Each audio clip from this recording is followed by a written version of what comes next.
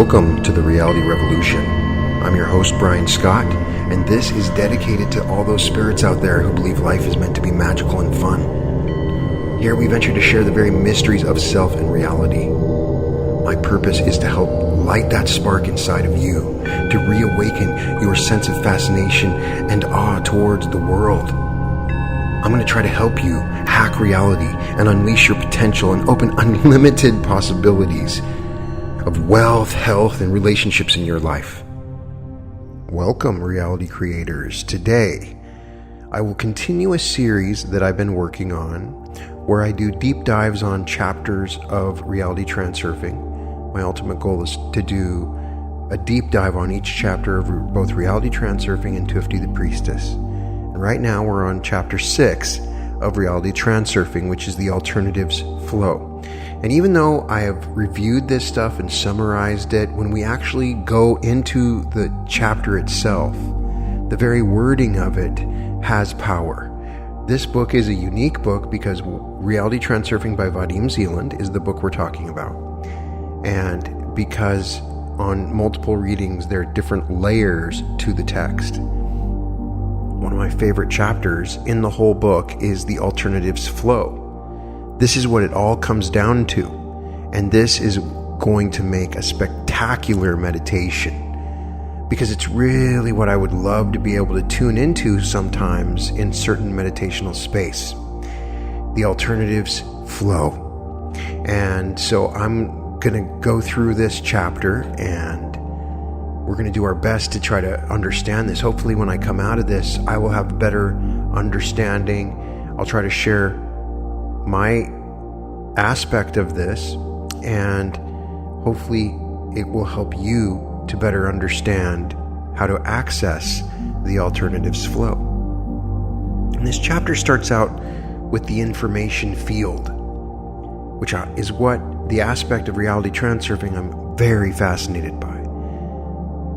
The space of variations, or the alternative space, is an information field or energy matrix, a template for what things could be like. Now again, we have the translation idea that might be a problem. In one text, it's the alternative space, in the others, it's the space of variations. And to me, they both have quite different meanings. This text is translated from Russian, and so it's possible that we're not getting the full meaning, and so it's good to note these differentiations. But he says the alternative space is an information field or energy matrix, a template for what things could be like. When a sector of the matrix is lit up by an energy that has the same resonance, that part of the template is transformed into reality. So that part of the template is transformed into reality. When a sector of the matrix is lit up by an energy that has the same resonance, that part of the template is transformed into physical reality. The question is whether the information held in the matrix can be used whilst it exists in its intangible form. You could say that we are using this information on an everyday basis. The conscious mind might not be able to read the information held in the alternative space, but the subconscious mind can access it directly. So this is why I believe meditation is important. Meditation in conjunction with sleep meditation and lucid dreaming. The conscious mind might not be able to read the information held in the alternative space, but the subconscious mind can access it directly.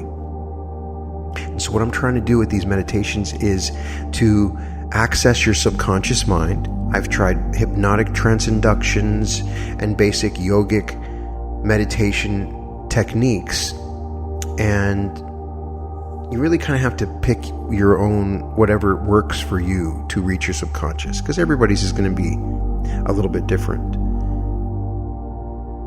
This is where premonitions intuition, prophecies, inventions, and works of art originate.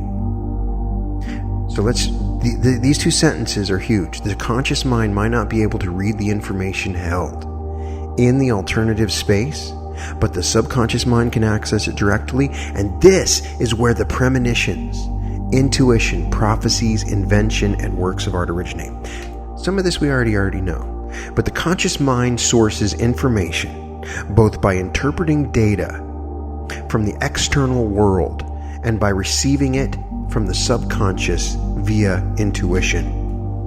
Put bluntly, the data recorded in the information field represents truth in its purest form. It represents objective information, undistorted by interpretation. When truth passes through the filter of the mind, it becomes an interpretation. For instance, knowledge, or i.e. knowledge. All living things, all living beings have their own way of interpreting the truth. A chicken, for example, sees and understands the world very differently to a human. Even different people will see and understand the same things in different ways. As a result, knowledge is a more or less distorted representation of the truth. The data contained in the information field exists in the form of a complex energetic structure. The field is a record of everything that causes matter to move in accordance with the laws of nature. Initially, data from the information field is received by the subconscious, the soul, and the conscious mind, or reason, translated into word and symbol. This is how many innovation is brought to life. Be it a new genre of music, a work of art, or anything that a person could not have seen or understood directly. Intuitive knowledge and premonitions are received in the same way. This explanation might be a little perturbing or hard to accept. Can it really be, you ask, that the mind is incapable of creating anything new independently and is actually drawing on data from an external source of information field outside of their own brain? Perhaps it's too categorical to say that the mind can never create anything new. The mind can build a new object or solve a problem using knowledge of objects and logical constructions that is already familiar with. In other words, the rational mind can build a new house, but only from old bricks. It can construct something using ideas that have been made accessible to the conscious mind previously, but it cannot directly access information that is fundamentally new. Scientific discoveries are not made as a result of logical reasoning, so much as from an aha moment of insight, when knowledge seems to come from nowhere. And I can tell you in my own life, so many times, I have ideas just come out of nowhere. Some of them bad, some of them good, but a constant stream of ideas. And if you're in a creative space, tapping into those ideas and when they come is very important.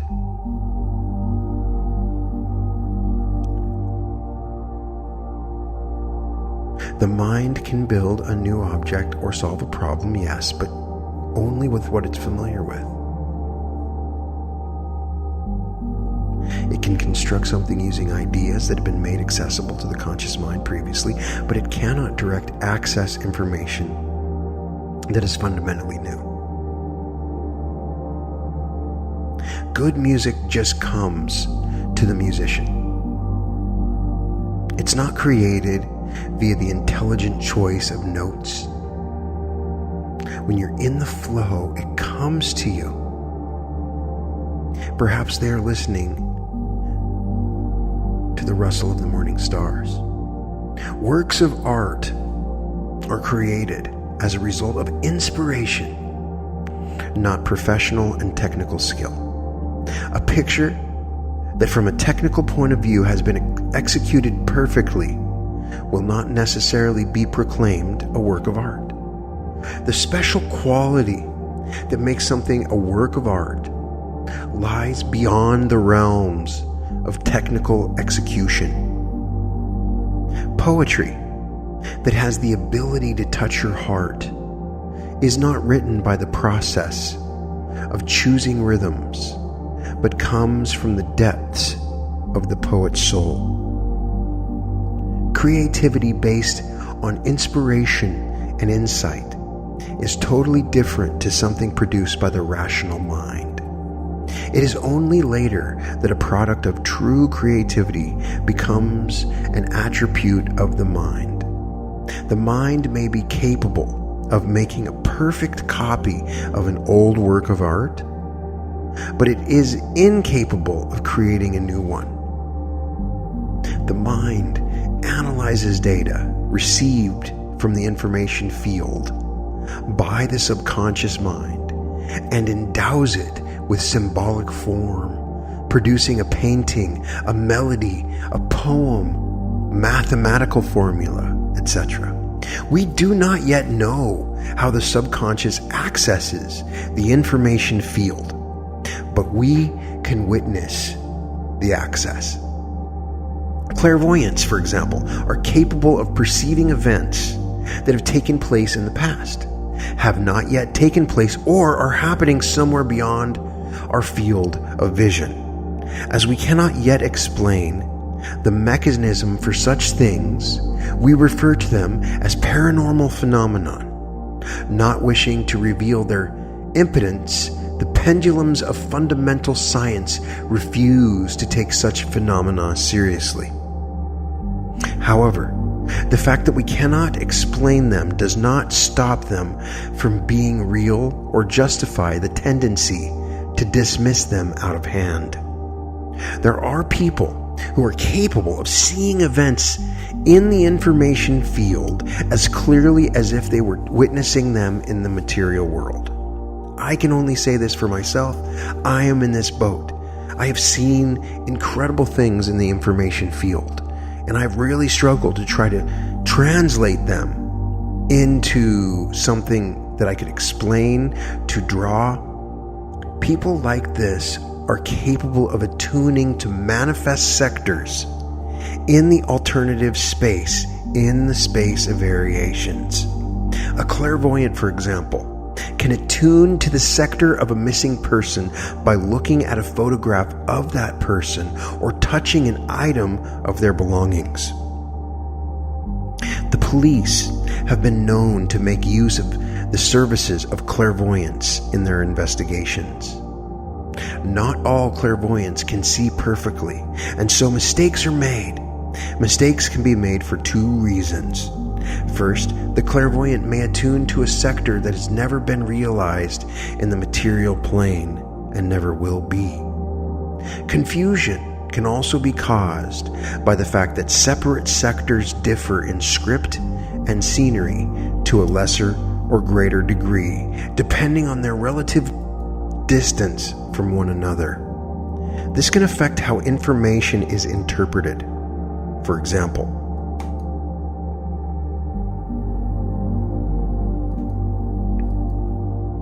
ancient prophets who observed unusual scenes from the future interpreted them according to the knowledge available to them at the time, causing their predictions to be inaccurate. Whether you believe in these things or not is a very personal thing. it's always good to remember that transurfing is just a model that allows us to apply the laws of the universe to serve our own interests. Again, I'm not claiming to know the truth. Transurfing is just a model that allows us to apply the laws of the universe to serve our own interests. It does not claim to provide a comprehensive description of the structure of the universe. Neither is transurfing a monument in granite bearing the inscription, "Here lies the secret." The truth, as you know, is only ever somewhere close by. The idea that man is capable of synthesizing anything new using the rational mind alone is simply the product of a certain attitude. It is just that. Society has been relying on the model that generated that attitude for a long time now. It should be pointed out, however, that the conventional worldview is as impossible to prove as the transurfing model. Whether things actually happen according to one system or another does not concern us here too much. The fact remains that information originating in the alternative space is somehow available to us in the form of hunches, visions, insights, and signs. And as far as we are able, we must attempt to understand its meaning. One of the most fascinating aspects is the idea that we get knowledge out of nowhere. And so there's a section in here on the knowledge out of nowhere.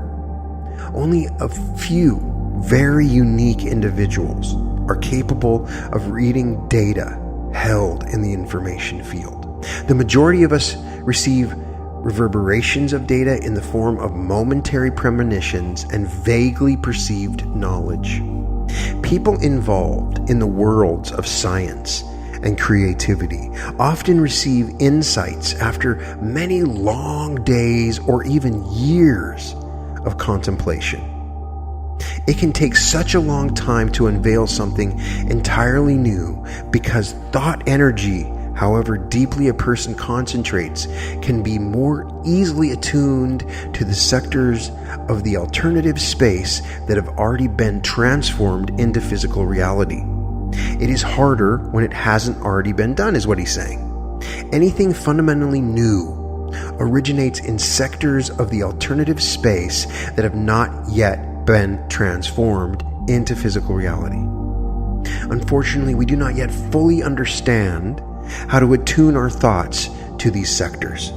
When the subconscious is somehow able to access information held in an unrealized sector of the field, the conscious mind can be confused, finding it vague and obscure. You've gotten information or hints or clues that were just so obscure because your conscious mind couldn't understand it. And this is because the data has not before been interpreted using symbols that are familiar to the rational mind. If, however, the brain manages to reach deeply into the essence of the information, newly available insight and clarity is achieved. There is much that is unclear and contradictory about the mechanisms of the conscious and the subconscious mind. Rather than delve deeply into all these issues here, we will just look at a couple of themes related to how they function. Also, to avoid getting mixed up in semantics and terminology, for simplicity's sake, we will define everything connected with the conscious mind as reason and with the subconscious as the heart or soul. If the mind was capable of understanding everything the heart wished to share with it, humanity would have already gained full access to the information field. One can only imagine the heights human civilization would have reached as a result. The mind, however, is just not very good at listening to the heart, and it does not want to. Its attention is either taken up with things relating to the outside world, or with its own inner bag of contemplation and anxiety. The mind is busy controlling its unceasing internal monologue and is by comparison highly inattentive to the faint signals of the heart. The mind authoritatively insists on doing things its own way. When reason thinks, it draws on categories which it uses to mark the qualities of visible objects in materialized sectors of the information field. In other words, it thinks with the help of established designations, symbols, words, concepts, diagrams, rules. The mind unscrambles all the information it receives using inappropriate designations. Designations are attributed to everything that exists in the world around us. The sky is blue, water is wet, birds fly, tigers are dangerous, winter is cold. If the information received from a non-materialized sector has not yet been attributed rational designation, the mind perceives it as unfathomable knowledge. If new designations can be introduced, or if it can be explained within the context of conventional references, then a discovery is made. And that's really what I want this meditation that we do based on this chapter, is to access that, some part of a non-materialized sector. It is always extremely difficult to find designations for new knowledge. It is like when a person hears music for the first time, a type of information expressed in the form of sound. How many times have you heard a song, and the first time you heard it, it's so incredible, and you love it, instantly. And then there's those songs, you hate it the first time, you hate it the second, but oh my gosh, the third time it sounds wonderful. And then sometimes you have it takes the fifth time. And sometimes they never sound good. It's interesting how you're getting new information and how you interpret that information and how that information changes. I think songs are really a powerful way to look at this. If the information received from a non-materialized sector has not yet been attributed rational designation, the mind perceives it as unfathomable knowledge. So we need to be able to find a way to create designations for the unfathomable when we meditate. And we might be able to find a way to utilize this. It is difficult to find designations. And it's like when you hear music for the first time. So when a person hears the music, their mind receives the information it carries.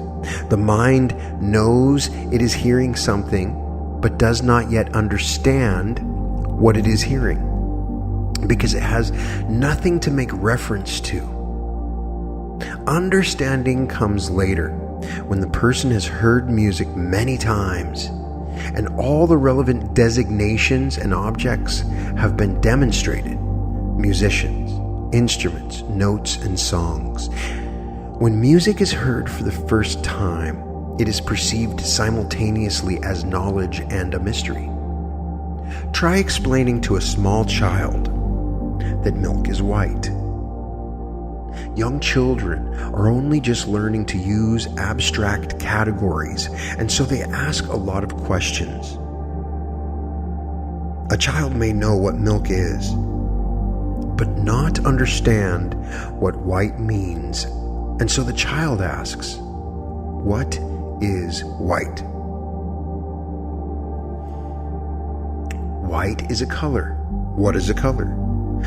It's a quality objects have. What's quality? What's object? And so it goes. Rather than trying to explain it, easier to just show the child objects of different colors. Then the child's mind begins to recognize how to differentiate objects using the abstract notion of color. This is how a child learns to define everything in the world around it, and then think using these definitions. The heart, unlike the mind, does not use designations. How could the heart explain to a child that milk is white? Ever since the mind began thinking in terms of abstract categories, the connections between the heart and mind gradually atrophied. The heart does not work in terms of categories. It does not think or speak, but it has major power. It feels and knows. Because the heart is not able to express what it knows in words and symbols, the mind finds it difficult to understand. How then can the heart communicate with the mind if it has discovered something in the alternative space, or the space of variations, or the void that does not yet exist in the material world? The mind is always busy with its own chatter. It has a logical explanation for everything and is constantly trying to control information. It picks up on vague signals from the heart, which it is not always capable of defining with the help of categories.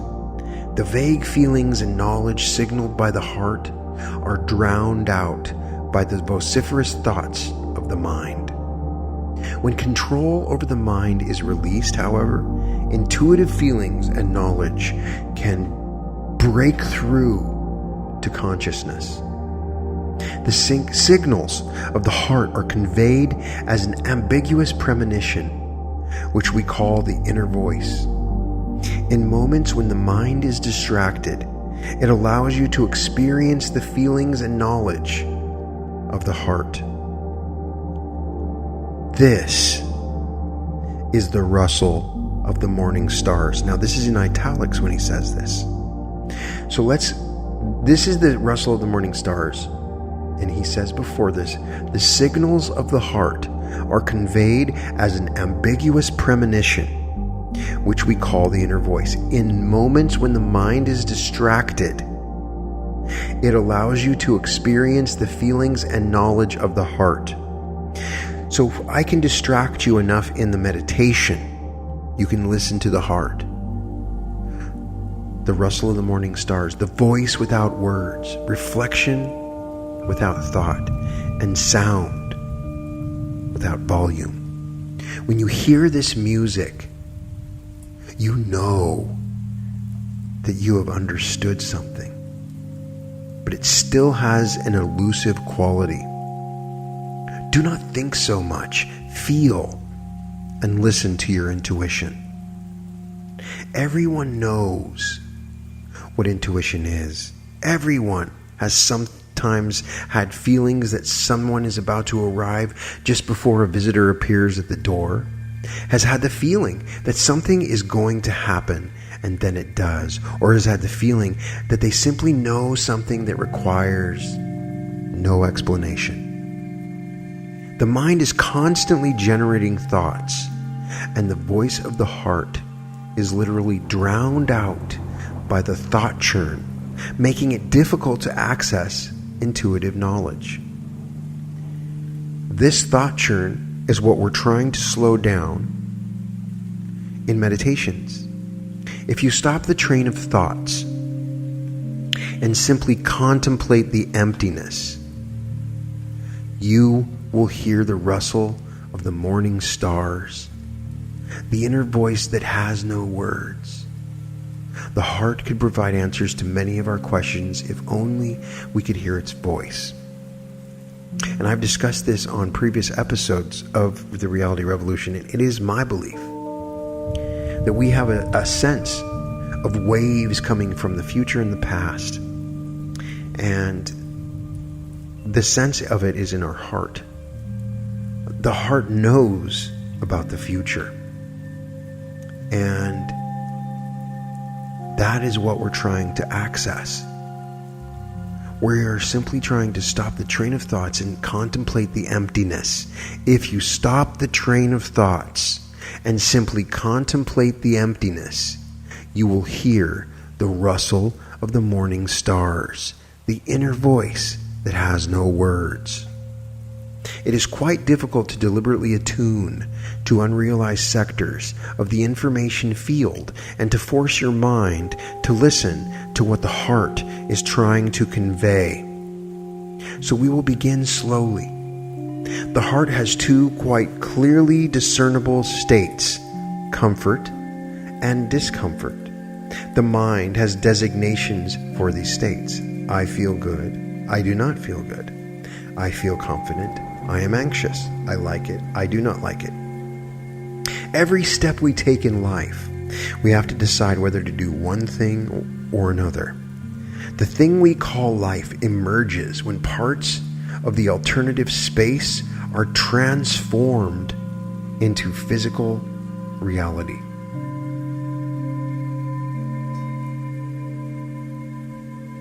Depending on our thoughts and actions, one sector or another is realized on the material level. The heart has access to the information field, and somehow the heart is given to see what lies ahead in as yet unrealized but impending sectors. When the soul has to set its sights on a sector that has not yet been realized in the physical, it knows what to expect and whether it will be pleasant or unpleasant experience. The mind interprets these feelings as vague sensations of inner peace or the lack of it. So we'll try to open up our heart and we'll try to work through our heart. The soul often knows what lies ahead and tries patiently to communicate what it knows to the mind, but the mind hardly hears the voice or attributes very little meaning to the vague premonitions. The mind is hooked by pendulums, preoccupied, solving problems, and convinced by the reasonableness of its actions. The mind makes resolute decisions guided by logical reasoning and common sense. As we know, though, sensible reasoning is no guarantee of an ideal solution. Unlike the mind, the heart is rarely mistaken because it does not think. It feels and knows. How often do we hear people claim post factum, I knew nothing good would come of it? The task is to learn to interpret what the heart is trying to communicate to the mind at the time a decision is being made. It is not difficult. All you have to do is instruct your inner guardian to pay attention to your inner state before making a final decision. Your mind is usually trapped by pendulums or absorbed with the job of solving various problems. To hear the rustle of the morning stars, it is enough to simply remember to note your inner condition. It sounds quite banal and commonplace, but it works. The only problem is in paying attention to your feelings and sensations. People tend to be more inclined to trust arguments based on reason than their own feelings, and so have forgotten how to pay attention to their own inner condition and the feeling of integrity that inner peace gives. And the feeling of integrity that inner peace gives. In the moment of considering a possible solution to the problem, the mind is guided by sensible reasoning, not by feelings. In fact, the moment of decision making, the mind is unlikely to even notice that there are such things as feelings. If, however, you've been able to remember, then take the next step and note what you are feeling. There might be something about a situation that puts you on guard or worries you. There might be something you do not like about a situation. Once you've made a decision, ask the mind to be quiet for a moment and ask yourself how you feel about it, good or bad. Then imagine having made a different decision and ask yourself the question again, how does this make me feel, good or bad? How does this make me feel, good or bad? So imagine having made a different decision and ask yourself the question, how does this make me feel, good or bad? Once you have made a decision, ask the mind to be quiet. And for a moment, and ask yourself how you feel about it, good or bad. So this is after the decision. So there might be something about a situation that puts you on your guard or worries you, and there might be something that you do not like. Once you've made the decision, ask the mind to be quiet. If you cannot pick up on a clear feeling when you do this, it suggests that your mind is still not very good at listening. Instruct your inner guardian to alert you to your inner state more often. And so we're going to try to integrate that into our meditation. This won't be on this episode. We'll do the meditation as a separate one. But if you get a clear sense of, yes, I feel good about this, or no, I do not feel good about this, then you have clearly heard the rustle of the morning stars. Now you know the answer to your question. It does not mean that you will necessarily act according to the dictates of the heart, for we are not always free to act as we would wish to, but at least you will know what to expect from a sector which has not yet been transformed into physical reality.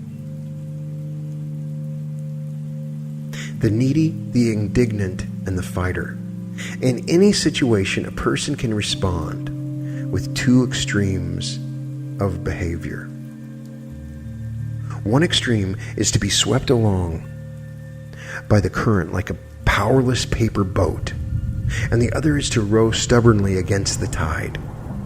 If a person is lazy, incapable of taking the initiative, has no goals, and is happy to simply exist, then they can be controlled by other forces.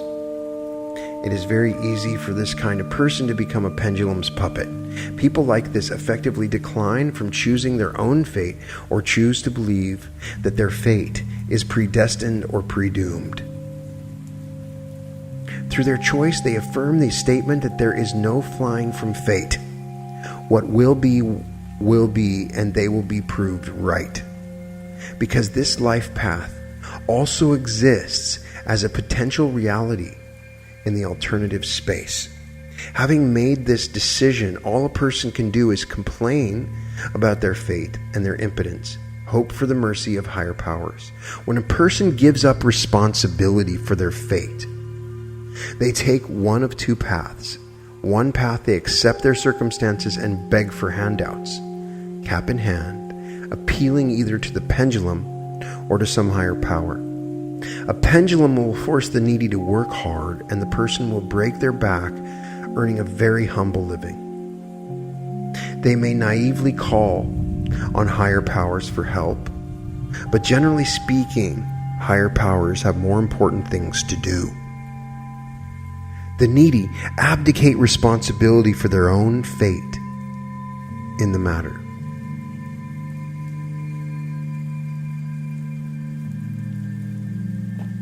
Of it's all in God's hands.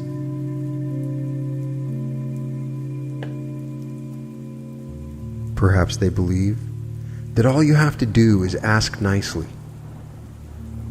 And as God is merciful, He will give you what you need.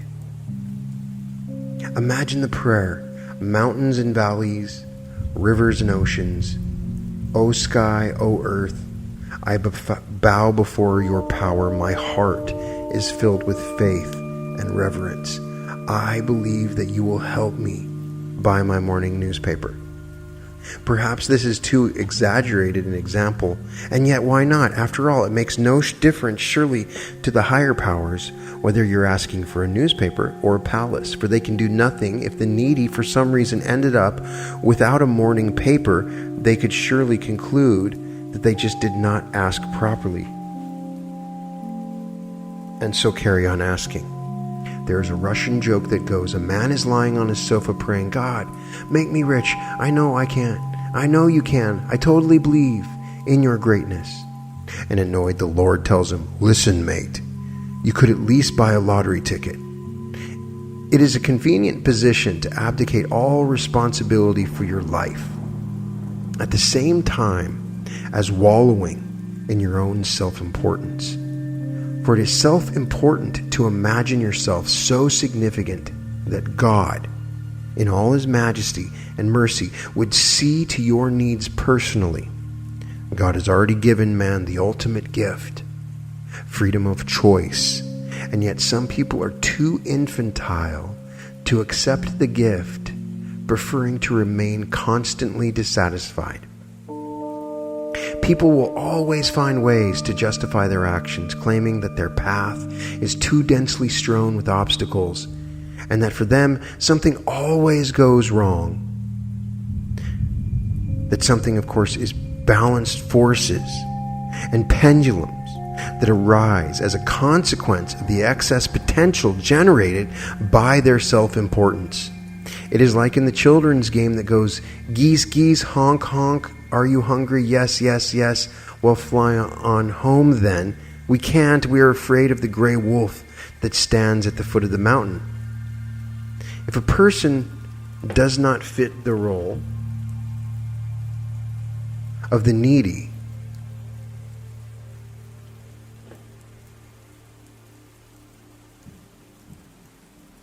they may choose the role of the indignant, expressing their dissatisfaction and demanding to be given what they are supposedly due. By being so very demanding, the indignant person harms the potential shape of their destiny even more. Imagine a man who visits an art gallery but does not like the exhibition, and so has a tantrum, believing that he has the right to express his dissatisfaction. He stamps his feet, making threats, breaking things, and demanding that the organizers take the exhibition down. Naturally, the man would be punished for his actions, which would make him even more resentful and all the more inclined to express his indignation. A person who believes that their own wants and needs should be a priority for others would never dream that they are merely a guest in this world. From the point of view of transurfing, both roles appear equally absurd.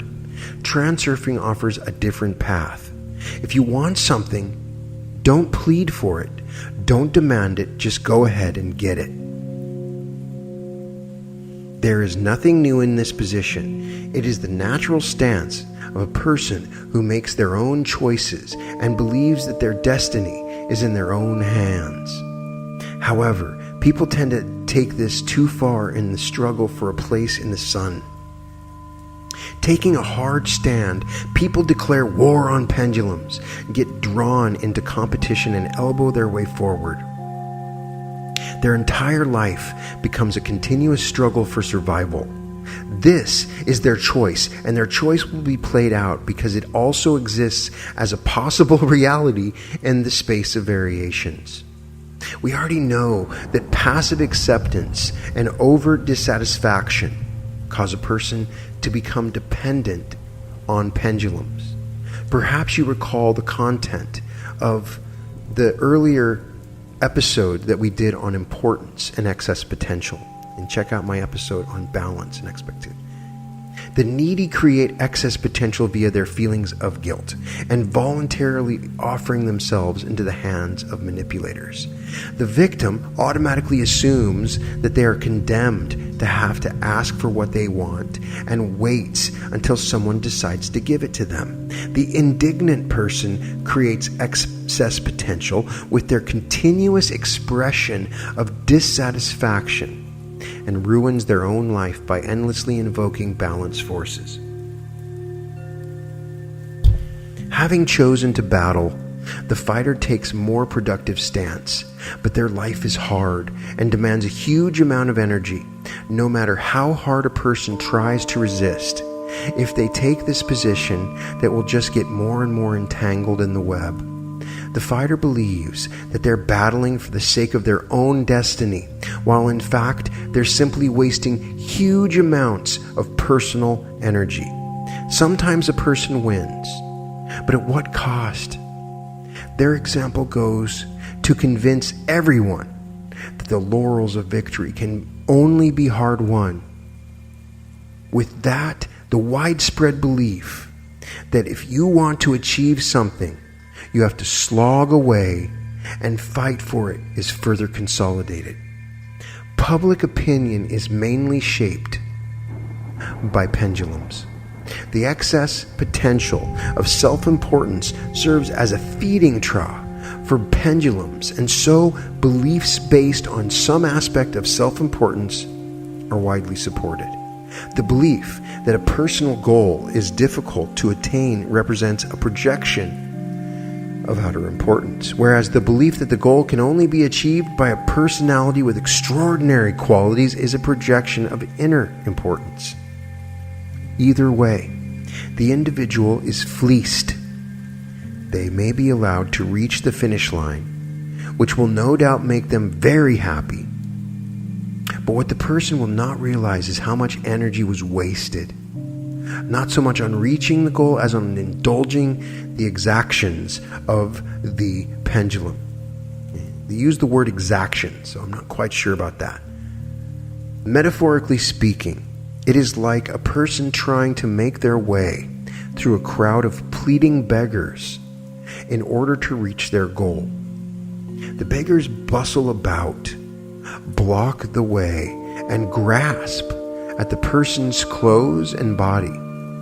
The person tries to justify themselves, apologizes, gives the beggar money, pushes them aside, and forces their way through the crowd.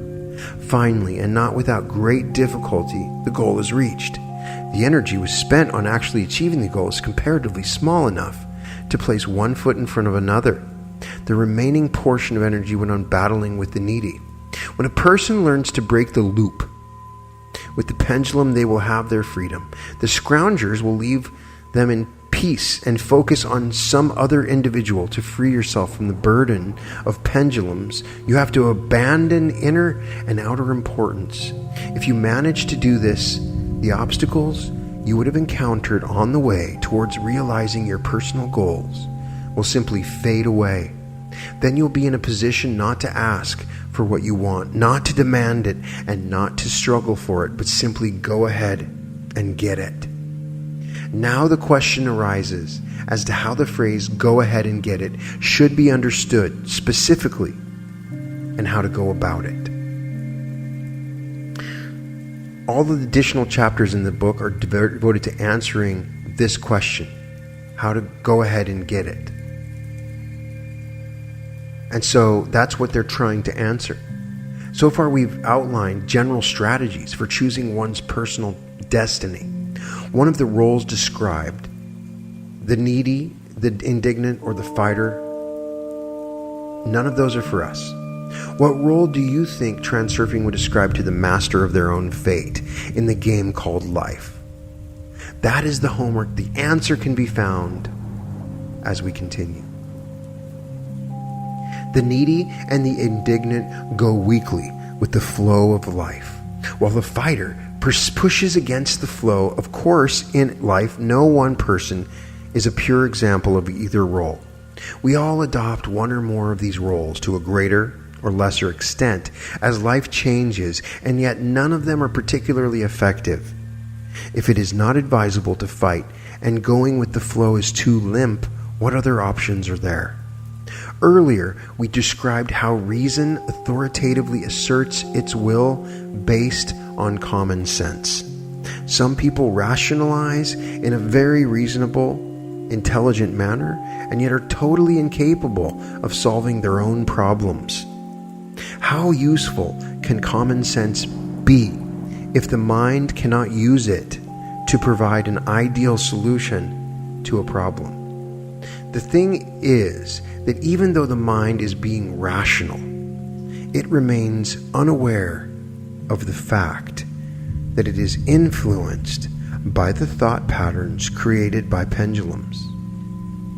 Certainly, while a person is playing the role of the needy, the indignant, or the fighter, there can be no question of freedom of movement.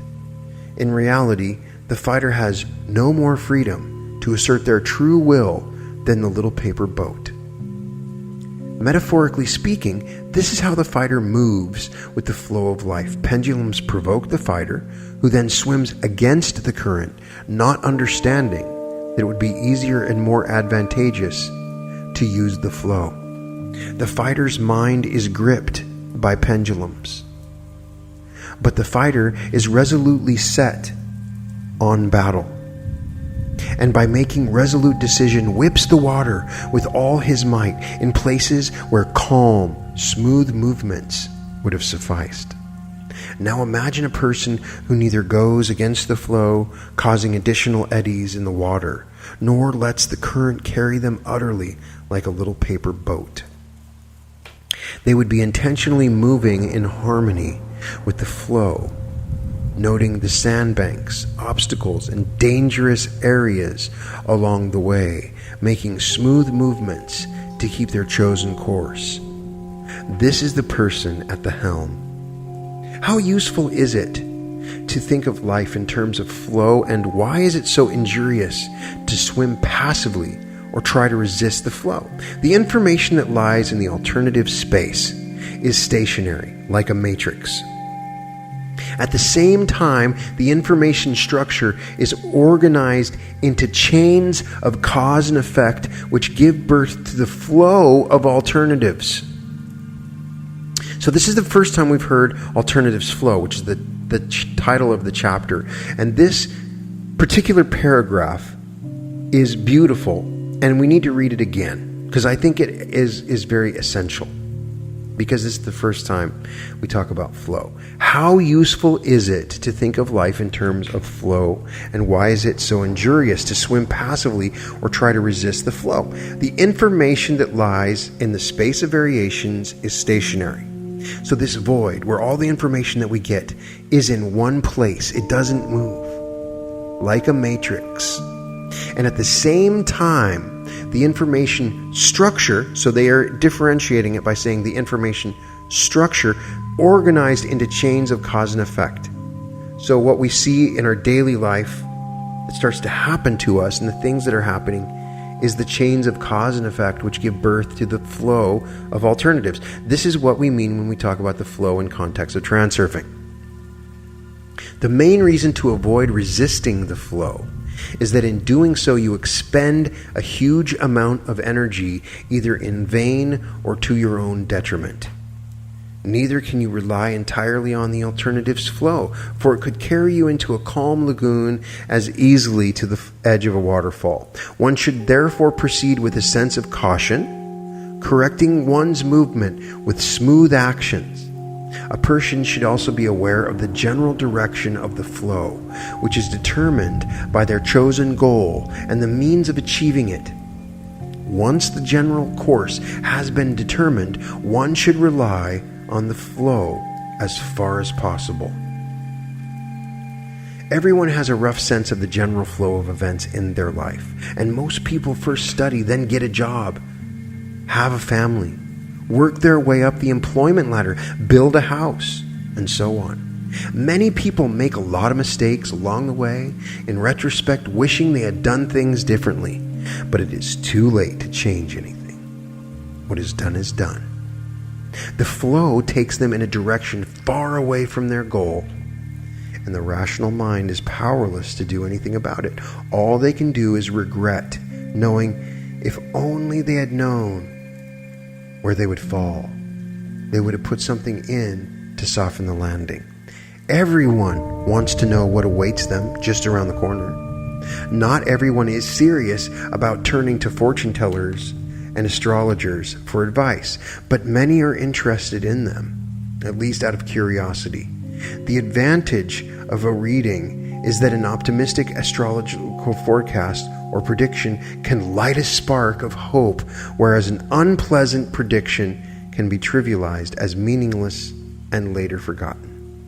Despite the fact that astrological calculations and clairvoyance cannot guarantee 100% accuracy, the transurfing model does not negate their value, because prediction and sight are sourced in the alternative space. So they're saying that astrological calculations are real, and so are clairvoyance. In any case, if the accuracy rate was too low, no one would take these translunary predictions seriously. Astrology does not only exist because people are curious to take a peep into the future, the alternatives flow also allows us to take a glance at other sectors of the field that exist in physical reality. How much one chooses to rely on forecasts and astrological predictions is also a very personal thing. So we will respectively place this subject to one side and consider what we can usefully conclude from simply the knowledge that the alternative flow exists. The main questions that arise are to what extent we can surrender ourselves to the flow, how to determine whether we are going in the right direction, and why we should surrender ourselves to it at all. As we mentioned previously, the mind is constantly under pressure from projected levels of importance, and so hindered from making truly efficient decisions. Inner and outer importance is essentially the main source of the problem, causing balanced forces to manifest in the form of rapids and whirlpools along a person's path. If you reduce the intensity of projected importance, the flow will return to a calmer current.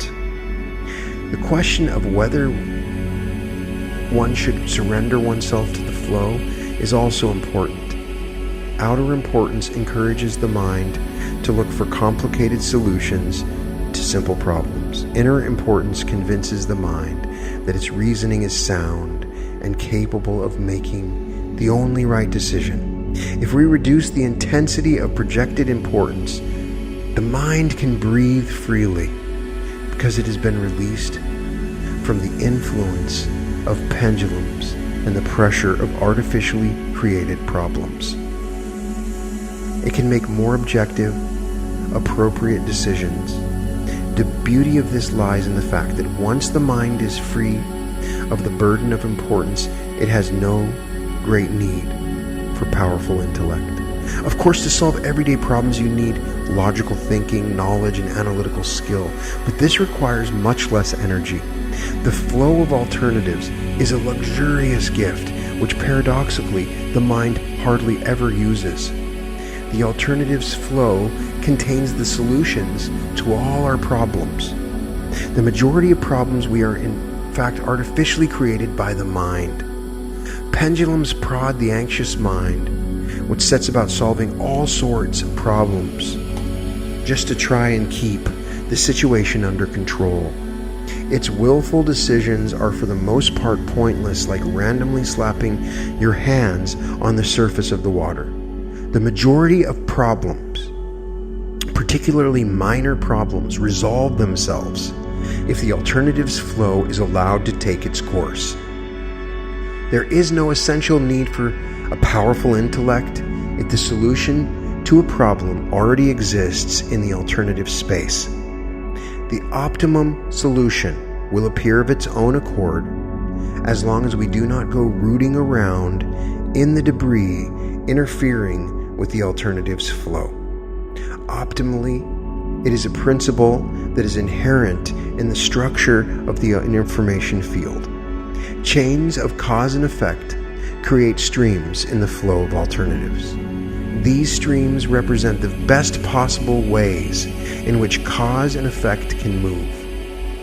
Everything exists in the alternative space, but is the optimal or most energy efficient alternative that is more likely to be realized. Nature never wastes energy, which is why people walk with their feet and not their ears. All processes strive to move along paths which are most energy efficient, so the alternative stream are organized along the path of least resistance. This is where the optimal solution to any problem lies. The mind is constantly losing a sense of the flow because it is influenced by pendulums and acts in their interests. In other words, the mind gets caught up in a maze looking for complicated solutions to simple problems. All these abstract notions may appear overly conjectural. However, you can try out some of the ideas in the book Reality Transurfing in practice and then decide whether you think the flow exists or not. The alternatives flow is a truly sumptuous gift of the mind. The keys to any problem are encoded within it. To access them, you have to learn to move in the direction of least resistance. As a rule, people look for complicated solutions because they perceive the problem as an obstacle. And as we know, obstacles can only be overcome by applying much effort. It helps to get into the habit of choosing the simplest possible solution to any given problem.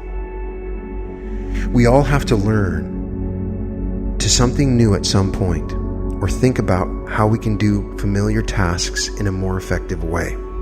One approach to doing things in the most efficient manner is so simple, it is hard to believe it actually works. In accordance with the principle of harmonious movement, everything should be done by the easiest and simplest means possible. The most optimal alternatives to any action are organized in streams which are like chains comprised of links which represent optimal cause and effect. Deciding to take the next step in a given action is like choosing the next link in the chain. It is a matter of deciding which link is a part of the stream. What normally happens, though, is that a person makes a logical decision based on what they think would be the most correct based on their day-to-day experience of life. The mind makes willful decisions, believing that it is capable of calculating and explaining anything. But this is not true. You can probably recall many occasions when you have suddenly seen how things could have been done differently, and yet it was too late. It is not that the mind is scattered or lacking in sharpness so much as the chain in the stream does not always correspond to logical construction.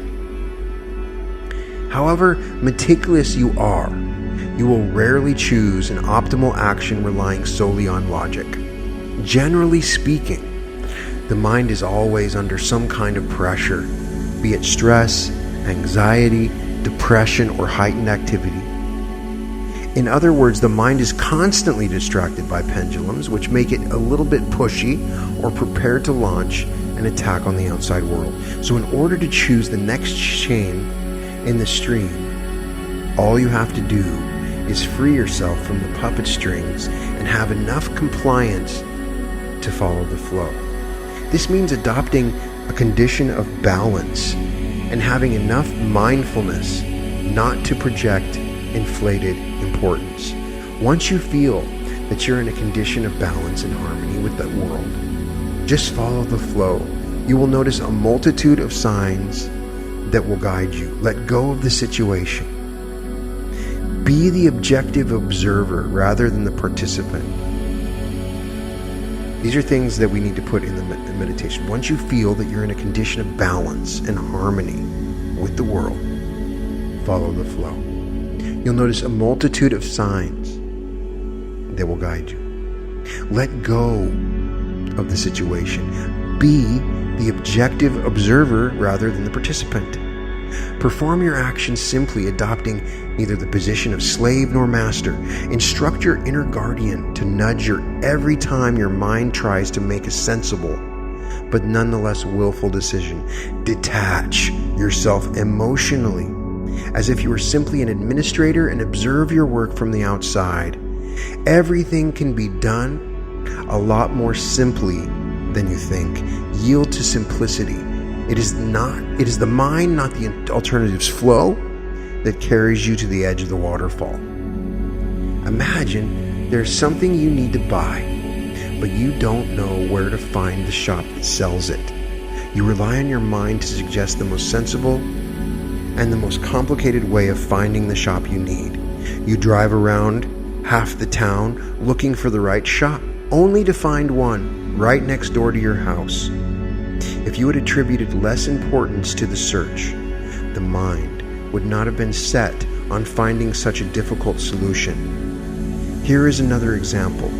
You have a list of things to do, and you're wondering which task to start with and which to put off until later.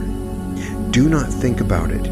If there is no particular need for the tasks to be done in a specific sequence, do the task that you feel most inclined to start with. Go with the flow. Separate your mind from the influence of the pendulums.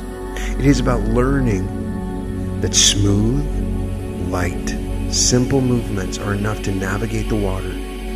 You do not have to be impotent paper boat or splash your hands wildly about in the water. He does not go on with a long list of examples. If you spend even just one day truly going with the flow, you will discover for yourself just how helpful and surprising living your life in this way can be. Every time you have to come up with a solution to a problem, ask yourself which approach would be the easiest and go with that. Every time something or someone comes into your to distract you, do not hurry to resist it or skirt around it. Try detaching yourself from situation and then observing what happens next. Every time you face a new task, ask yourself, how can I do this as simply as possible? And then allow whatever it is to get done with as much ease as possible. Every time someone suggests something different or tries to prove their own point of view, try not to jump in and argue. Maybe the rational mind just cannot understand the advantage or see the alternative. Activate your inner guardian. First observe, and then only then take action after observing. Come down into the auditorium. Do not hurry to take control. Let the game develop as far as possible of its own accord under your supervision. There's no need to madly splash your hands about in the water. Do not get in the way of the flow of life, and you'll feel much better for it. So when people say, hey, they're suggesting a different way to do it, don't start arguing. First observe and then take action. How can we distinguish between approaching sandbank or waterfall and a normal turn in a current? There are always tangible signs that will help us navigate ourselves through life. Life is constantly sending us signs. The most common, well-known sign is an omen. They're good and bad omens. Seeing a rainbow is a good omen. A black cat crossing the road is supposed to be an omen of misfortune. Widely acknowledged omens are created as a result of multiple observation and comparisons. If the percentage of correctly predicted omens is high enough, a certain pattern is determined, which then becomes public opinion because people love to talk to one another about strange phenomena. However, omens do not always come true, far from it in fact. In Russia, when you forget something and have to go back for it, people worry because they say returning to a place you have left is a bad omen. Even if a person is not particularly superstitious, the strong social stereotype throws a shadow across their subconscious. The person begins to fear that something unpleasant will happen, and so decides it is not worth returning to pick up the thing they left behind. Unfortunately, that does not help either, because an even flow has already been disturbed, and the person is already slightly out of balance. Love that even flow. Pearl Jam is in Reality Transurfing. The expectation of misfortune introduces change into parameters of a person's thought energy, and they shift to a lifeline that corresponds in quality. Not surprisingly, they end up experiencing whatever it was they were feared. In fact, the person has allowed the possibility of the event to enter their personal script. This explains why an increasing percentage of omens are fulfilled. As you can see, the omen of itself cannot serve as a law or pattern. Why is it that everyone considers a black cat in particular to be a bad omen? Or put it differently, how is it that a black cat can have any kind of influence on our lives? Of course, it is not the cat that has the influence, but a person's response to seeing a cat, and that's why they end up being bad omens. It's how we respond.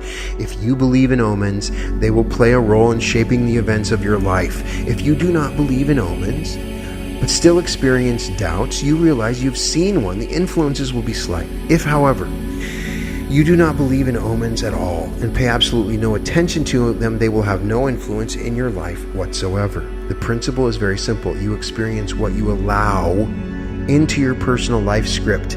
A person who believes omens to be empty superstitions will experience no indication of their validity in the layer of their world. Omens may appear real in the layers of other people's worlds because those people look for confirmation of them, whereas the skeptic does not. So this might be happening with the 11:11 phenomenon. People see the 11:11, they expect good things to happen, and good things happen.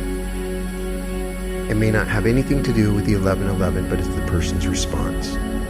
If omens have no direct influence on the events in our lives, then what do we mean when we are talking about guiding signs? The black cat cannot have any direct influence over you, but it can serve as a sign warning of you of an event that will take place further down the line in the alternative flow. It is amazing how many signs you can spot once you decide to be observant of what is happening around you. You can end up seeing them just about everywhere.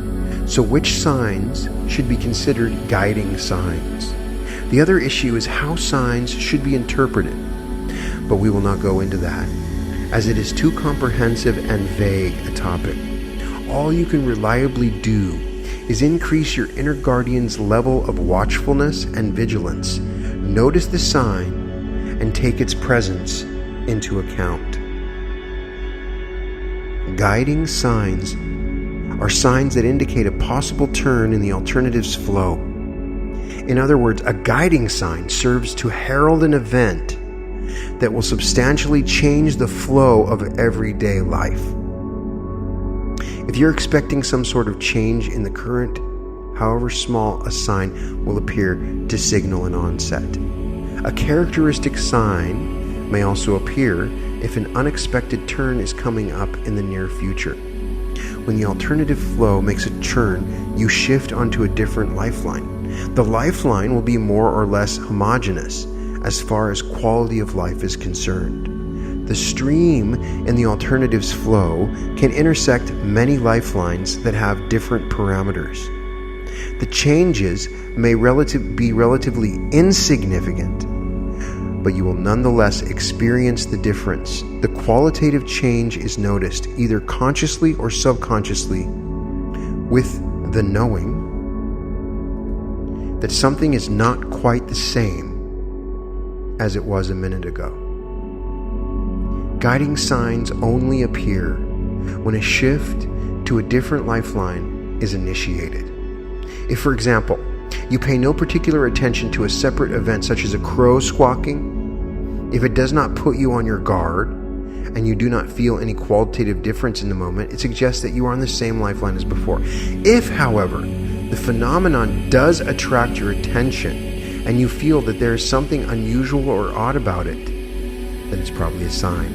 A sign differs from other everyday phenomenon in that it signals the beginning of a shift to a lifeline that differs considerably from the current one. Often we find signs like this a little disturbing, especially if they're spotted immediately after a shift to a different lifeline. This is because there is a qualitative difference in the current and former lifeline that we cannot rationally account for. Often, it is hard to put your finger on what exactly has changed.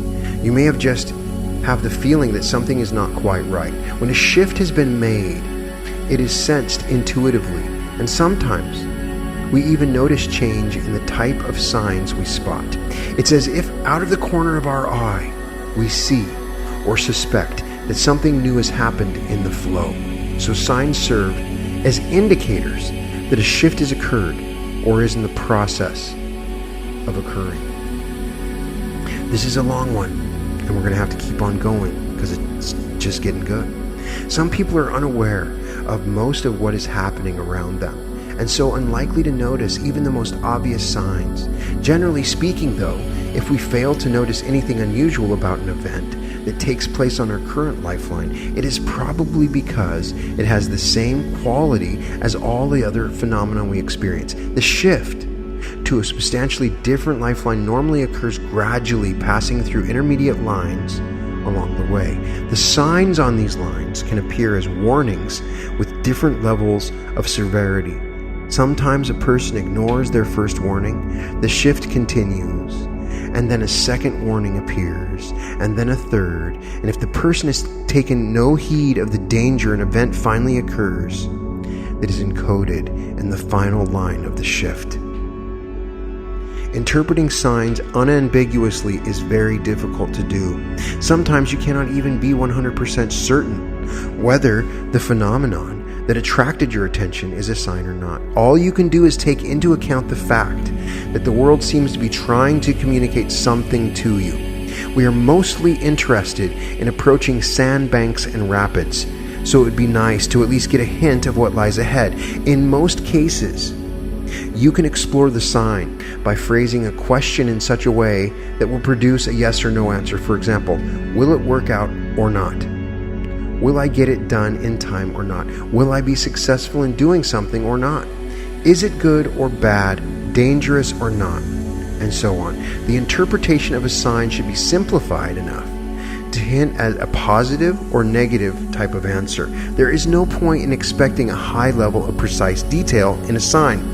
The sign carries a hint of the quality of forthcoming return in the flow. If you associate the sign with unpleasant sensations, or it fills you with misgiving, unpleasant surprise, or anxiety, it means that the sign signals a negative turn of events. If the sensation is ambiguous, there is no point in trying to interpret the sign, as your evaluation of it will be too subjective to be reliable. A sign may bring a warning that you need to be more careful, change your behavior in some way, or stop doing something.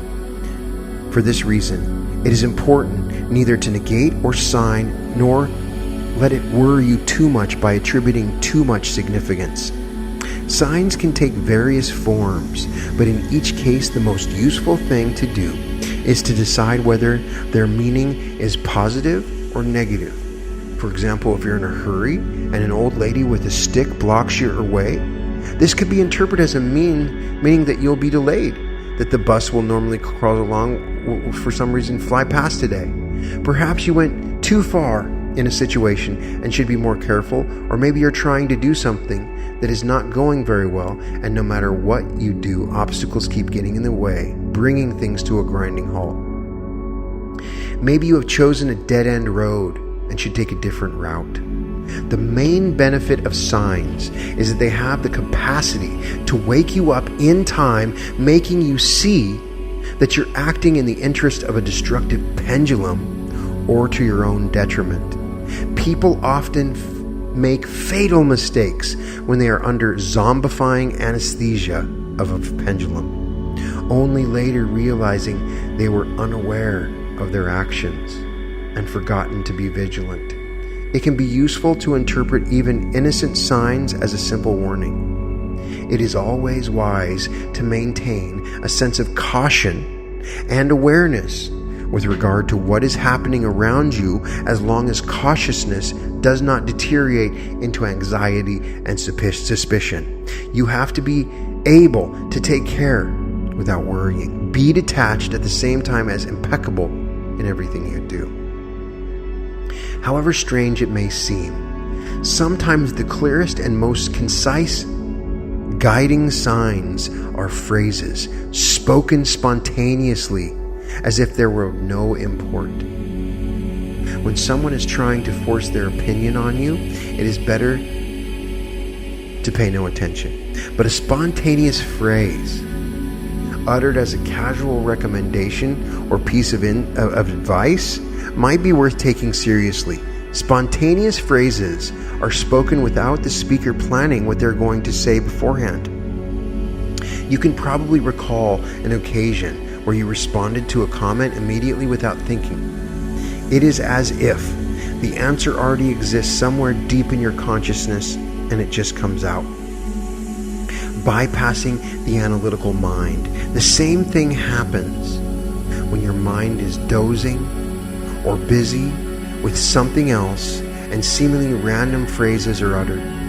When the mind is dozing, the soul speaks, and the soul, after all, has direct contact with the information field.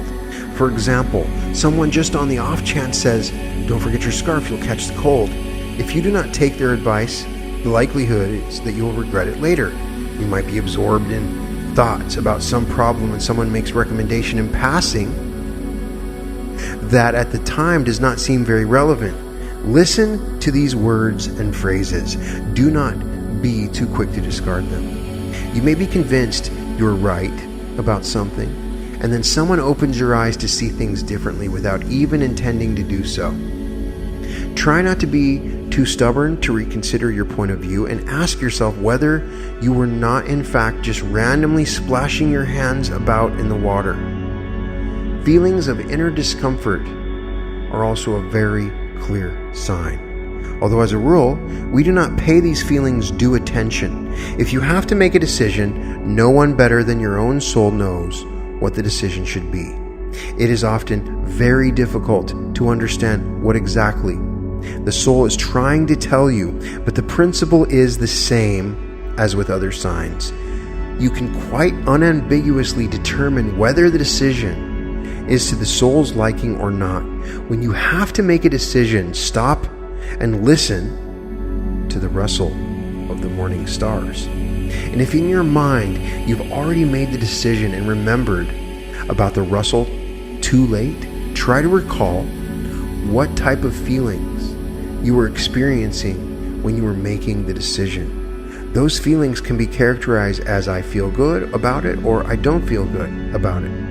If you made the decision reluctantly and it left you feeling cold, then this feeling would clearly fit into the "I don't feel good" category. If it is not too late, change your mind. Do so. Listening to your gut feeling, assessing how comfortably you feel is not difficult. What is difficult, however, is remembering soon enough to listen to your heart, for the mind reasons with authority, with no inclination of listening to anyone else. The loud drumming of common sense drowns out the whispering voice of the heart. The mind is always trying to substantiate and prove its position. Here you have a choice, yes or no. The soul tries timidly to object no. The mind is aware of the soul saying no, but pretends it does not hear, putting forward persuasive arguments based on sound judgment to support its own yes. Having read these lines, store them away in a separate file in your memory, and the next time you make a decision, pull out the file. You will see that the process is just as I've described. I would suggest keeping in mind this simple, reliable exercise as a way of recognizing your inner no. If you have to convince yourself and talk yourself into saying yes, then your soul is really saying no. When your soul says yes, you do not have to talk to yourself into it. Pay attention to the signs the world is giving you without going over the top and looking for signs everywhere. It can get a little absurd if you say, "Look, the birds are flying high in the sky today." I wonder what that means. Maybe it just means that birds are not afraid of heights and so are able to fly at high altitudes. It is sufficient to be aware of what you notice and keep in mind that something you have seen might be a guiding sign. As soon as you forget to be vigilant, pendulums will latch onto you and you could become the victim of circumstance. It is also worthy of meticulously checking out desires and actions that could dramatically change the course of destiny. If you get a negative gut feeling about something you're thinking of doing, If it is all possible, do not do it, because the negative feeling you are experiencing indicates that the original desire came from the mind and not the heart. Desires and actions that come from the mind are always imposed by pendulums. If you ignore a negative gut feeling, in the majority of cases, nothing awful will happen. But sometimes you may deeply regret doing so. Therefore, whenever possible, it is better to forego desires and actions that evoke feelings of guilt, doubt, or apprehension. Sometimes you don't have a choice. You have to make decisions that can evoke feelings of guilt, doubt, or apprehension. But if you can avoid it, you should. If you can get into the habit of doing this, it will greatly simplify your life and free you from all sorts of problems. There is just one but. If a series of misplaced steps have got you all tied up in a knot, it might not be enough simply to rethink certain desires and actions, because sometimes a person is called to do something which causes them discomfort, like not telling the truth or going to work when you hate your job. However, once a knot has been untied and you're freed from a more complex situation, you can confidently try out the principle of foregoing desires or actions that evoke a feeling of inner discomfort. That is all can be said about guiding signs within the context of transurfing model. Ultimately, only you can interpret the signs that are personal to you. There is no need to teach you how to interpret signs. You will instinctively understand their meaning if you're observant of yourself and the world around you.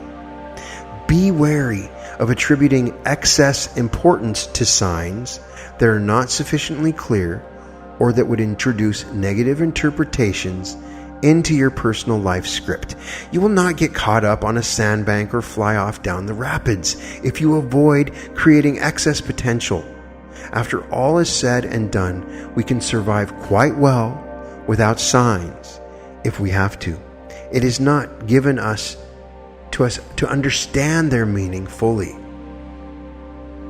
The only sign particularly worth focusing on when you are making a decision is your gut feeling and intuition. It really is worth listening to the rustle of the morning stars. The final section is letting go. And I know that we've gotten an hour and a half into this, but this is a very important section, and it will be a very important part of our meditation. And I'm just going to finish it off, because letting go is the key.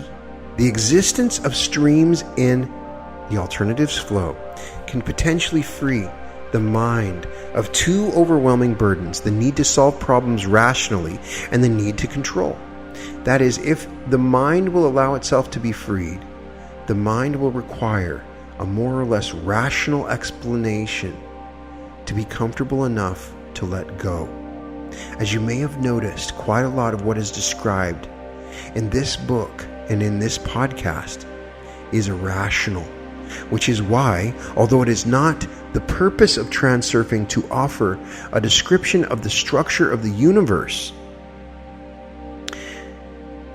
Zeland tries to validate the conclusions that he has drawn that would otherwise be difficult for the mind to accept by the following examples. Providing an explanation the mind can accept is actually essential, because the mind will not take anything on faith, and it is extremely difficult to shake the monolith of common sense. The mind demands proof and circumstantiation, which can provide yourself if you try putting the principles of transurfing into practice. I offer a couple of feasible explanations here to soothe the incredulous mind, for if I did not, the reader would be unlikely to try out the transurfing principles or read any further. If this is just the beginning, many exciting revelations lie ahead. The burdens of the mind are placed on us in childhood. As children, we're constantly being reprimanded. Think with your head. Do you realize what you're doing? Explain yourself. Do your homework. You won't get anywhere in life without a brain. Don't be so stupid. Will you ever learn? Teachers and circumstances sculpt a soldier from our minds, ready at any moment to produce an explanation, give an answer to a question, assess a situation, make a decision, and control those around us. The mind is trained to act in a practical manner based on common sense. I am not presumptuous enough to advocate getting rid of common sense altogether. Quite the opposite. Common sense provides us with a minimal set of rules on how to behave in life in order to survive. The mistakes of the mind is that it follows the behavioral code too literally. An obsession with the common sense prevents the mind from opening up, looking around, and noticing all the things that do not fit the rules. There are many things in the world that are inconsistent with common sense. The rational mind is incapable of explaining all the phenomena we witness in the world. Neither is it very good at protecting a person from experiencing problems and disappointment. However, relying on the streams in the alternatives flow can compensate for the limitations of the mind. The justification for doing so is very simple. There's a purposefulness to the streams in the alternatives flow, and this is the quality the mind seeks. As we've said before, the streams take the route of least resistance. The mind strives to reason sensibly and logically, relying on the principles of cause and effect. But the imperfections of the mind prevent it from navigating correctly in the external world and finding the one prime solution to any given problem. Nature is in essence perfect, and so the streams of the alternatives flow have more purposefulness and logic than the wisest reasoning mind. However convinced the mind is that it reasons clearly, it will still be prone to making mistakes. The mind would make fewer mistakes if it did not try so hard to get involved and allow problems to resolve themselves. When you let go of the situation and relax your controlling grip, you allow the world around you more freedom, and the flow can take its own course. You already know that it's futile and even dangerous to try to pressure the world, and yet, when the mind loses a sense of harmonious flow, it creates excess potential, which in turn creates obstacles. Transurfing demonstrates a different way of being. Firstly, if you reduce the importance you attribute to an obstacle, it will fade of its own accord. Secondly, if the obstacle does not respond to your efforts to overcome it, move around it, or guiding signs will appear to assist you. So, if the obstacle does not respond to your efforts to overcome it, move around it, and guiding signs will appear to assist you. The problem with the mind is that it tends to interpret any event that fails to fit its script as an obstacle. The mind likes to plan everything beforehand, makes calculations, and when something unexpected happens, it fights against it, trying to make it fit the script. And unfortunately, this only makes the situation worse. Obviously, the mind is not capable of planning events ideally. This is where more freedom should be given to the flow. The flow has no interest in ruining your life, as such an action would lack purposefulness. Lives can, however, be ruined by ill-designed actions. The mind would have it that purposefulness is what happens when everything is going according to the script, and unwanted problems are what happen when something does not go along with the script. Problems have to be solved, and so the mind sets out about doing so with great gusto, generating new problems and cluttering the path with endless obstacles. Think about it. When are people happy, fulfilled, and pleased with themselves? If not, when everything is going according to plan. Self-importance prevents the mind from allowing any possibility of deviation from the original script, which is automatically interpreted as a failure. The mind thinks, but I planned it all and it worked all beforehand. I know what is right for me and what is not. I'm rational. Life often delivers people gifts, which they accept reluctantly because they were not planned. I wanted a different toy. Life rarely gives us the toys we're planned on getting, and so we walk around dissatisfied and sad. Imagine how joyful life would be if the mind could forego some of its importance and accept the fact that deviations from the script also have their place. We can all regulate how happy we are. Most people set their minimum happiness bar far too high, and so do not consider themselves happy. I'm not saying that you should not always be satisfied with what you have in the spirit of dubious slogan, if you want to be happy, just be happy. This is not what transurfing is about. You can have the toy you want most.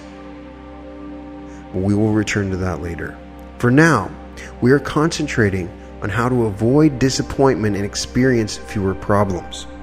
It is the mind's unwillingness to accept deviations from its script that prevents it from making use of ready solutions present in the alternative's flow. The mind's compulsive desire to control everything turns life into an endless battle with the flow. If only the mind could allow the flow to go its own course rather than trying to force its will upon it. The mind's greatest error is that it strives to control the flow itself rather than its own movement within the flow. We cannot control the flow rather than its own movement within the flow. This is one of the main causes of the majority of problems and disappointments that people face. The purposeful stream that takes the path of least resistance is incapable of generating problems and obstacles. These are created by the madness of the mind. Activate your inner witness and observe at least for one day how the mind tries to control the flow. Perhaps you're offered something but you refuse it. Maybe someone tries to tell you something but you fob them off. Somebody tells you their opinion and you argue. Someone does something their own way and you try to set them on the right path. You were offered a solution but you protest it will not work. You expect one thing but receive another and express your dissatisfaction. Someone bothers you and it makes you angry. Something contradicts your script and you go for the jugular to force the flow into the right channel. Maybe things are different for you, but there's undoubtedly a grain of truth in these words. Now try releasing your grip and giving the flow more freedom. What does this mean? When I read that, and I read these references to letting go of the flow, sometimes it seems too ambiguous. What do you guys think? Anyways, he says, I'm not suggesting that you must agree with everyone and accept anything that is happening, but you could consider making a tactical adjustment. Move the center of gravity from control towards observation. So I think what he's saying is try to be the observer. Do not be in a hurry to fob someone off, object, argue, prove yourself, get involved, manage, or criticize. Give situations a chance to get involved, manage, or criticize. Give situations a chance to resolve themselves of their own accord without active involvement or resistance. If not dumbfounded, you will at least be surprised by the result, for something quite paradoxical will happen. By being willing to release control, you will acquire more control over a situation than you had before. I'm telling you to try this. You want something so bad and you want to control all the variables around it. let go, and you'll get more control over it. The objective observer always has the advantage over the direct participant. And this is why these words are so often repeated in reality transurfing: exercise detachment. In retrospect, you will see that the control you were exerting before was making you go against the flow. The suggestion other people were making did in fact make sense, and it was not worth arguing about. Your intervention was not actually necessary. What you thought were obstacles were actually nothing of the kind. When you let go, problems resolve themselves quite satisfactorily without your having to know how the things that happen that do not fit with your plan turn out to be so bad after all. Chance phrases can actually have quite powerful meaning. Your gut feeling and instincts are there to warn you. You do not waste the same amount of energy as you did before and find that you're quite happy. This is the sumptuous gift of flow, as mentioned earlier. Of course, in addition to all these that have been said above, we could not forget our old pendulum friends. When people go with the flow, it vexes the pendulums, and so they try to provoke us at every step into beating our hands wildly upon the water.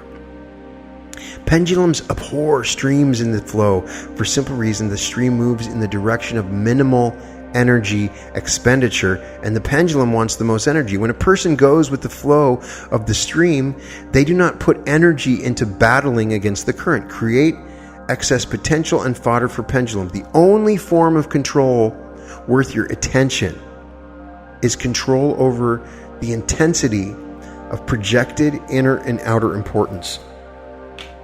Remember that projected importance prevents the mind from letting go. In many cases, letting go of a situation is much more effective and productive than insisting on getting one's own way.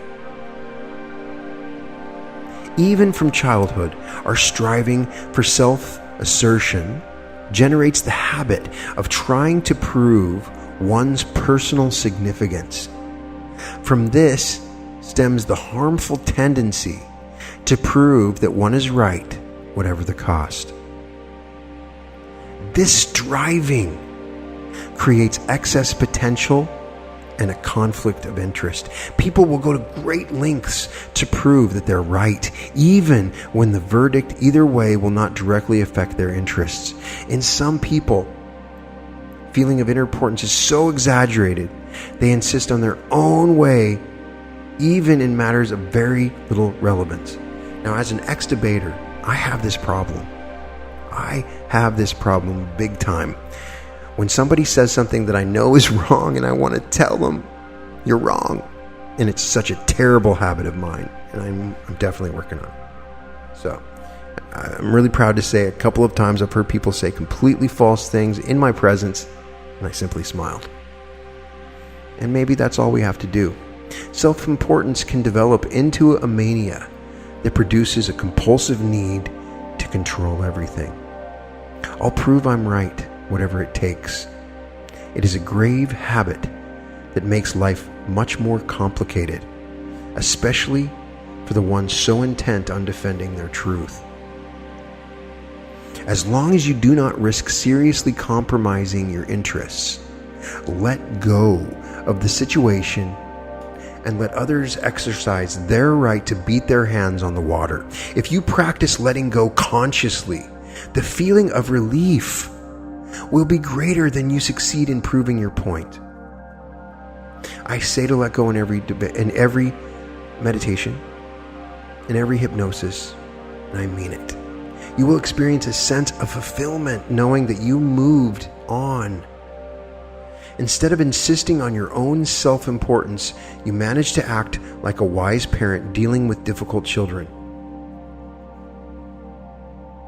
Here's another example. Excessive commitment to work is just as detrimental as neglecting one's responsibilities.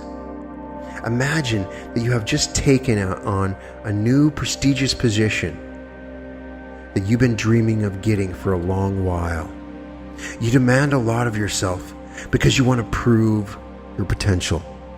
There is nothing wrong with that in principle, but if you throw yourself into the job too zealously, you may find that you cannot take the pressure over time, particularly if the work tasks are very difficult.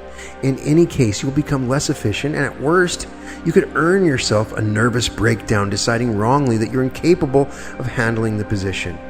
Another possible scenario is that you generate vigorous activity without observing the established order of things.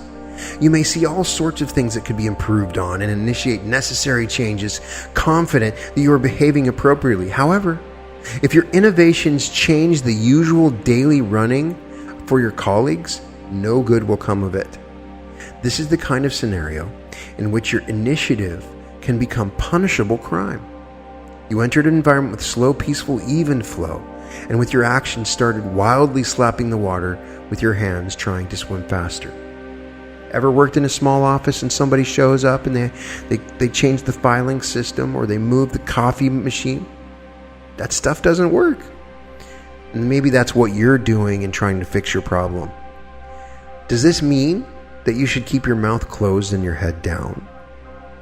That would be a little extreme. The question should be approached with a sober mind. You should only consider getting annoyed and telling someone off if they're bothering you directly, and then only if your criticism will change the situation for the better. Never criticize anything that happened in the past and cannot be changed. In everything else, go with the flow. Not in a literal sense by agreeing with everything and everybody, but moving the center of gravity from control to observation. Observe more, and do not be in a hurry to control things. There's no need to be concerned about getting the right balance. A healthy sense of moderation will come with practice. So let's summarize this chapter.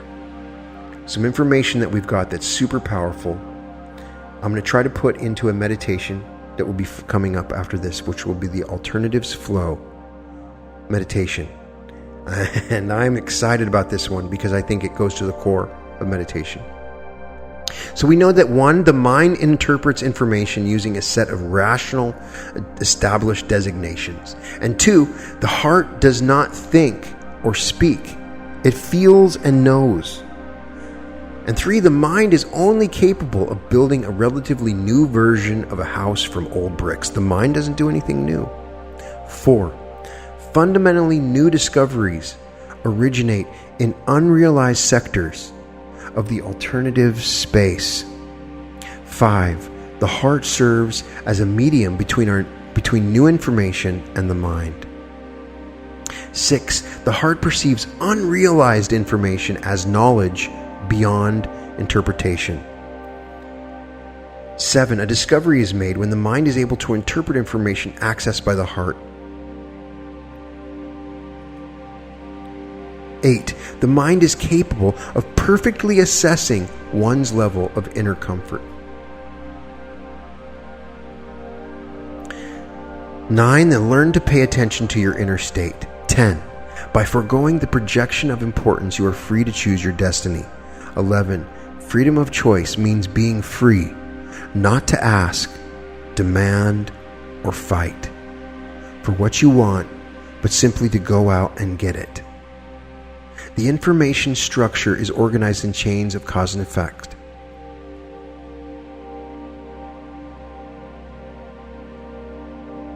That's 12. 13, chains of cause and effect generate the alternatives flow. 14, paths of least resistance are organized into separate streams. And the 15th thing we learn is that streams in the alternatives flow contain the solution to all of our problems. 16, inner and outer importance jolts the mind out of the optimal stream. 17. In the alternatives flow, it is not the streams but your mind that brings you to the edge of the waterfall. 18. Everything works a lot more simply than you think. Yield to the simplicity. 19. What works is not the omen itself, but your attitude towards an omen. And 20. Guiding signs indicate a possible bend in the flow of alternatives. 21. Lifelines differ from each other in quality. 22. Signs put us on guard because they appear during a shift to a different lifeline. 23. Signs are characterized by their tendency to evoke feeling that something is not right. 24. Spontaneous phrases can be perceived as instructions. 25. The level of importance one feels represents a clear sign. 26. If you have to talk to yourself into something, it means the heart is saying no. 27. If it is possible to change a decision that causes you to feel uncomfortable in your gut, do so. 28. Soften your grip on things and allow unforeseen events into the script.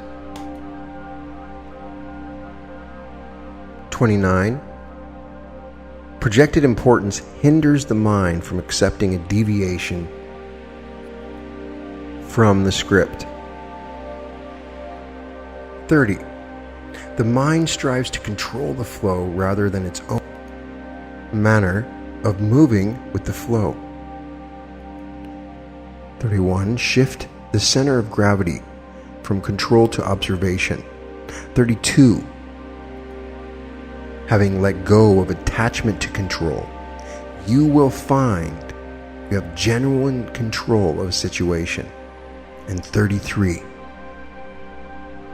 If you move harmoniously with the flow of alternatives, the world will meet you halfway. Well, there's been a lot in this chapter, and we've really seen the importance of importance, and we've seen the importance of letting go. We've seen a number of different strategies to use the heart and the mind. There's a lot of stuff that's captured in this, and in many ways I think that it might be even more effective to meditate on it. But I think it's good to have this knowledge and information. And a lot of this stuff sounds basic, but it's really not.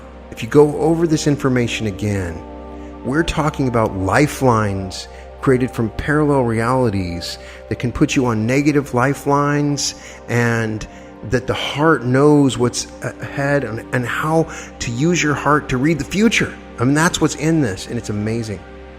So I hope that you enjoyed that. I deeply enjoyed it. I learned a lot. And keep an eye out for the hypnosis/meditation. Of course, these are not standard meditations. You can find a lot from meditating in silence, and there is a lot that you can gain from that. They're kind of a version of programming. What we're trying to do is program and lock this stuff into our minds so it becomes automatic, and we become natural transurfers. And that's what I'm aiming to do. But in any case, I'm always greatly appreciative when you join me on these long excursions, and it's been a lot of fun to do this. So please contact me. If you have any questions, you can email me at media@advancedsuccessinstitute.com. I will most likely respond to any comment you make on this video. Please subscribe and hit the notification bell. We have new content coming out on a regular basis. Keep an eye out for my book, which is about to drop, The Reality Revolution, the mind-blowing movement to hack your reality. If you need coaching, go to my website at advancedsuccessinstitute.com, and all episodes of The Reality Revolution can be found at therealityrevolution.com. It is always a blessing. Peace and love to all of you. Welcome to The Reality Revolution.